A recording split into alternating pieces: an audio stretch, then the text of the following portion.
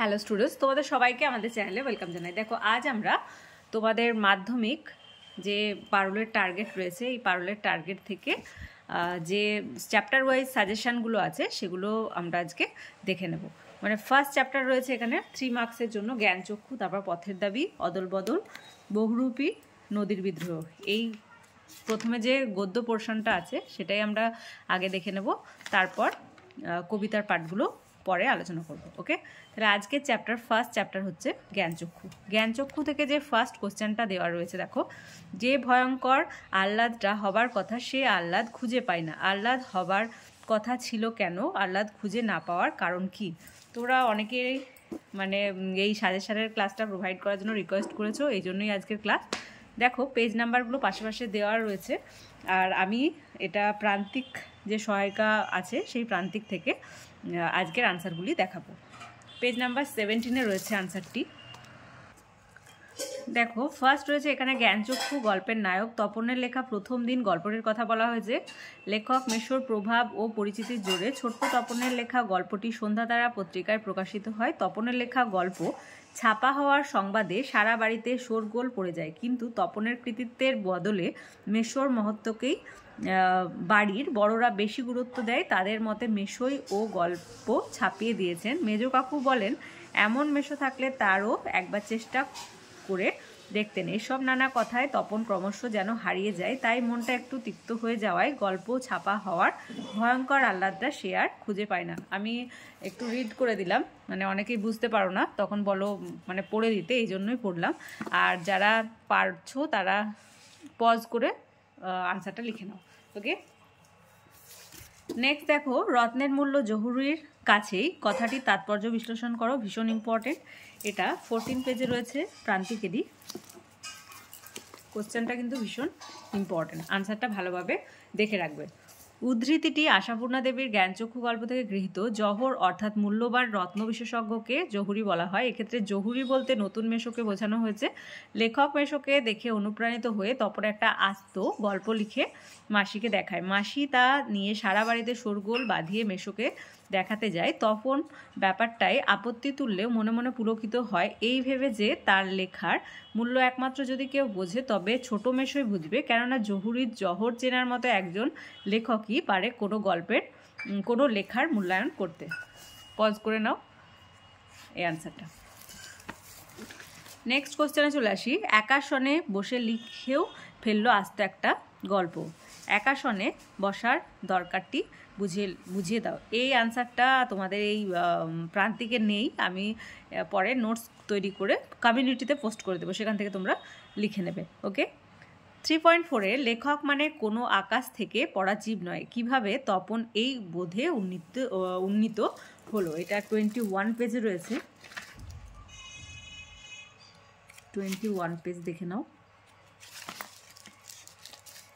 এটা পুরনো প্রান্তিক, হয়তো পেজ নাম্বারটা নাও মিলতে পারে, সেক্ষেত্রে তোমরা নাম্বারগুলো ফলো করবে।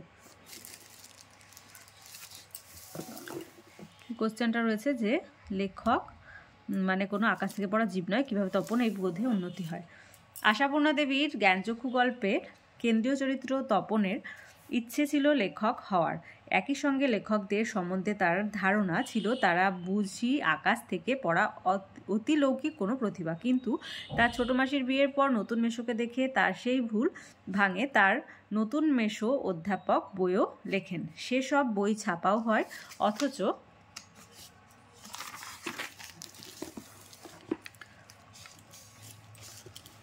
মেশোর আচার আচরণের সঙ্গে তার বাবা, ছোট মামা বা মেজো কাকুর আচার আচরণের কোনো তফাতই সে খুঁজে পায় না। নতুন মেশোকে দেখে অনুপ্রাণিত তপন একটি আস্ত গল্প লেখে, যেটি তার মাসির হাত ঘুরে মেশোর হাতে গিয়ে পড়ে। মাসির পীড়াপিড়িতে সামান্য কারেকশন করে সেই গল্প সন্ধ্যাতারা পত্রিকায় ছাপানোর আশ্বাস দেন নতুন মেশো। বাড়িতে এ নিয়ে আনন্দের শেষ নেই, অনেক দিনের ইচ্ছে হয়তো এবার পূরণ হতে চলেছে। এই ভেবে একটু সংশয়কে সঙ্গী করেই তপনের মনেও উচ্ছ্বসিত হয়ে ওঠে, কিন্তু যথাসময়ে সন্ধ্যাতারায় ছাপা লেখাটি পড়তে গিয়ে তপন টের পায় কারেকশনের নামে লেখক মেশো গল্পের আগাগোড়া বদলে দিয়েছেন। নির্বিচারে কলম চালানোয় নিজের নামে ছাপানো গল্পে সে আর নিজেকেই খুঁজে পায় না। তপনের লেখক মন আহত হয়, নিজের গল্প পড়তে বসে অন্যের লেখা লাইন পড়ার দুঃখ যন্ত্রণা তাকে কুরে কুরে খায়।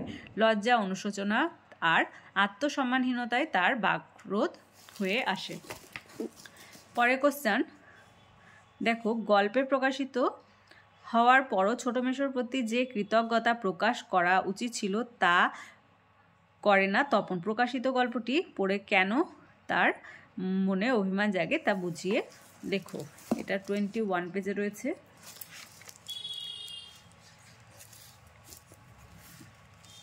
এর আনসারটা তোমরা এখান থেকে এতটা করবে।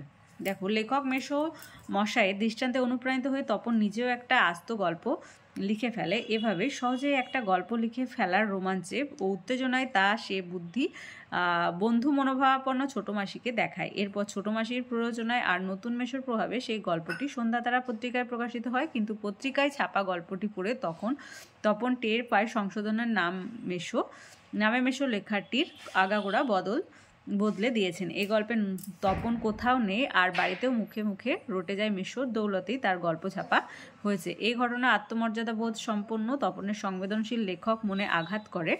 লজ্জায় অনুশোচনায় সে সিদ্ধান্ত নেয় ভবিষ্যতে কারো সুপারিশে নির্ভর না করে নিজের লেখা নিজেই ছাপতে দেবে। এক কিশোরের আত্মস্বরূপ আবিষ্কারের এই কাহিনীর মধ্যে আসলে লুকিয়ে আছে প্রকৃত জ্ঞানচক্ষু লাভের সার্থকতা। এই কোশ্চেনের আনসারটির জন্য তোমরা যদি এটাও লেখো এখান থেকে এতটা, সেটাও কিন্তু সঠিক হবে। এই যে প্রাপ্ত অভিজ্ঞতা, ওকে, তবে এটাই মনে হচ্ছে বেটার।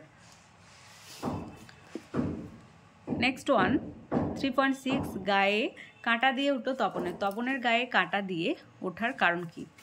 এটা 17 পেজে রয়েছে। আশাপূর্ণা দেবীর জ্ঞানচক্ষু গল্পের নায়ক হলো তপন তার নতুন মেশো মশাইকে দেখে বোঝে লেখকরাও আর সকলের মতোই সাধারণ মানুষ। এর আগে সে কখনো জলজান্ত একজন লেখককে এভাবে এত কাছ থেকে দেখেনি। ফলে মেশো মশাইয়ের দৃষ্টান্তে অনুপ্রাণিত হয়ে সে স্কুলের হোম টাস্কের খাতায় একা শোনে বসে আস্ত একটা গল্প লিখে ফেলে।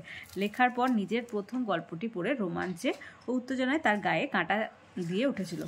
দেখো, একটা কোশ্চেন বললাম নোটস তৈরি করে দেবো, যে একাশনে বসে লিখেও ফেললো আস্ত একটা গল্প, একাশনে বসে সেটা দরকারটা বুঝিয়ে দাও। এর আনসারটা তোমরা এই আনসারটাও কিন্তু লিখতে পারো, পেজ নাম্বার 17 রয়েছে।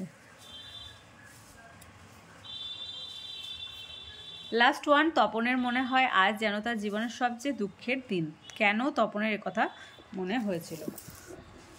এটা 16 পেজে রয়েছে। এখানে জ্ঞানচক্ষু গল্পের প্রধান চরিত্র তপনের কথা বলা হয়েছে। মেসোমশাইয়ের দৃষ্টান্তে উদ্বুদ্ধ হয়ে তপন একটি গল্প লিখে ফেলে। এরপর মাসির প্রশ্রয়ে এবং তার প্ররোচনায় লেখক নতুন মেশো যেই গল্পটি সন্ধ্যাতারা পত্রিকায় ছাপিয়ে দেন, কিন্তু পত্রিকায় প্রকাশ হওয়ার পর সে দেখে পুরো গল্পটায় মেশো আগাগোড়া নতুন করে লিখে দিয়েছেন। এই গল্প শুধু তার নামটুকুই আছে, অথচ সে কোথাও নেই। এই ঘটনা তপনের অন্তর্মনে আঘাত করে। লজ্জায়, অনুতাপে, আত্মসম্মানহীনতায় সে সকলের কাছ থেকে পালিয়ে ছাতের অন্ধকারে একলা দাঁড়িয়ে কেঁদে ফেলে। নিজের কাছে নিজেই এভাবে ছোট হয়ে যাওয়ায় তার মনে হয় আজ জীবনের সবচেয়ে দুঃখের দিন। এই কোশ্চেনটাও কিন্তু ভীষণ ইম্পর্টেন্ট। তাহলে দেখো, আজকে আমরা টার্গেট থেকে জ্ঞানচক্ষুর যে 3 মার্কসের কোশ্চেনগুলি ছিল তার আনসারগুলি আজ আমরা দেখে নিলাম। আজকে ক্লাসটি যদি ভালো লেগে থাকে তাহলে অবশ্যই একটি লাইক দেবে, আর ভিডিওটি বন্ধুদের সঙ্গে অনেক বেশি করে শেয়ার করবে। আর ক্লাস যারা প্রথমবার এসেছো তারা অবশ্যই চ্যানেলটি সাবস্ক্রাইব করে নিও এবং পাশে থাকা বেল আইকন প্রেস করে রাখবে, যাতে করে আগামী দিনের সমস্ত ভিডিও সবার আগে তোমাদের কাছে পৌঁছে যায়। তোমাদের খুব শীঘ্রই ABTA test paper class start হয়ে যাবে। 3 তারিখ হয়তো বেরোনোর কথা, তো আমরা হাতে পেলেই তোমাদের ক্লাস স্টার্ট করে দেবো। তাহলে এই পর্যন্তই, তোমরা সবাই খুব ভালো থেকো। Thank you.